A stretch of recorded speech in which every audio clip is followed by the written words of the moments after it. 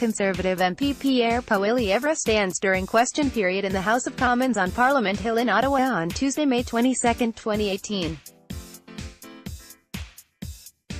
Sean Kilpatrick, the Canadian Press Ottawa, Conservative MP Pierre Poilievre repeatedly tried to squeeze answers out of Finance Minister Bill Morneau during a marathon Commons session Tuesday night that featured a barrage of questions on the potential costs of the federal carbon tax for Canadian families. Poilievre was the first political rival to get a crack at Morneau during the special session, which lasted several hours. Opponents have been keen to crack the minister's message track veneer. On Tuesday, their attempts included trying to expose what the government's carbon pricing plan will cost an average Canadian household. Morneau responded to the early flurry by saying those looking for specific net costs from Ottawa's plan will have to ask for numbers from some of the provincial and territorial governments. The federal government, he noted, will provide provinces with a backstop if they decide not to introduce a carbon pricing plan of their own. To that approach, Ottawa will return the revenues to those provinces, Morneau said.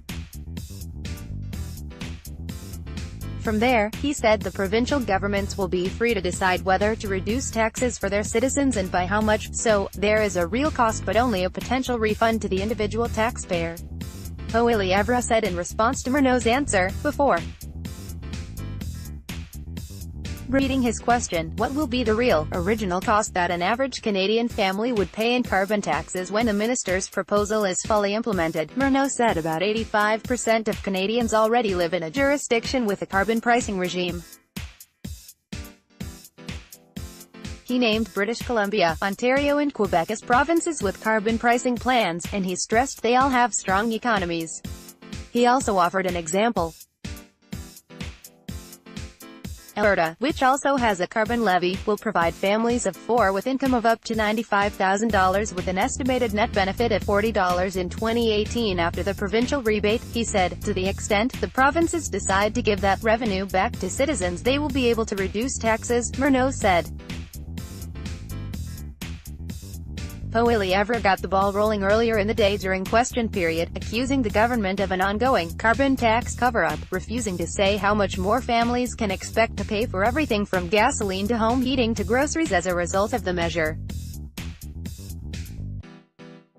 Environment Minister Catherine McKenna fielded that one, accusing the Conservatives of denying both the existence of climate change, the cost it is having from the impacts of major weather events, and the economic opportunity it poses in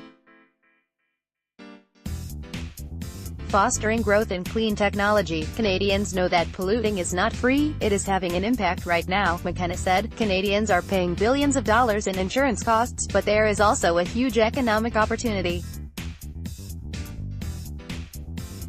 Since members of the party opposite like talking about jobs, then maybe they should get on the bandwagon, because there is a $23 trillion opportunity in clean growth. She did not, however, ever produce any specifics on the government's understanding of what it will cost the average Canadian family. Neither did she later when she answered questions at a Senate committee reviewing the government's legislation to make the national carbon price a reality. The legislation, contained in the government's spring budget implementation bill, would create a federal carbon price system that will be imposed in any province that doesn't create their own system that meets federal requirements by the end of this year. Conservative Sen. Michael MacDonald said it is frustrating that the government continues to dodge the question about what that federal system will cost. McKenna said only that the carbon prices in place now are from individual provinces, each of which did different things with the revenues, so the cost to people was different depending on where they lived. That answer did not make MacDonald happy. You never came close to answering the question, he said. When the government unveiled its federal plan last year, it did include the expected cost it will add to things like gasoline, 11.6 cents a liter, and natural gas, 9.79 cents per cubic meter. However, a government analysis of what those costs could mean overall for an average family has been withheld from documents released to date under access to information legislation. It is an argument sure to persist into next year's election campaign. Conservative leader Andrew Scheer has promised to scrap the Liberal scheme, saying he will have a plan of his own to meet Canada's international emissions targets without putting a tax on carbon. Canada's 2030 target is to cut emissions by 30% below 2005 levels. Carbon pricing is the most cost-effective, efficient way to get there, says McKenna. Any other plan would require regulations and policies that would likely cost industry and families far more than a carbon price. Earlier this month, Environment and Climate Change Canada estimated that a $50 per ton carbon price would reduce emissions by 80 million to 90 million tonnes per year, at an annual cost to the economy of about $2 billion, not counting would-be growth in the clean technology industry, which some predict will grow by trillions over the next decade. The government's numbers differ from those of the Parliamentary Budget Office, which says the GDP impact will be about $10 billion a year. The office released a more detailed explanation of that number Tuesday, saying it reflects the difference between no carbon price anywhere and $50 per ton everywhere. Ottawa's numbers were based on the fact that 4 provinces representing about 80% of the population already had a carbon price scheme of some sort in place or in progress before the government announced every province would be required to have one.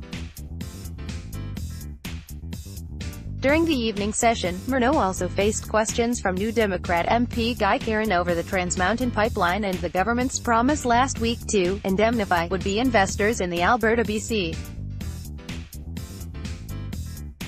expansion project against any cost overruns resulting from political interference. Caron demanded Morneau reveal how much the government is prepared to spend on what he called a bailout and blank check. Morneau has been in talks with pipeline builder Kinder Morgan since mid-April after the company threatened to pull out of the project, spooked by court threats from BC.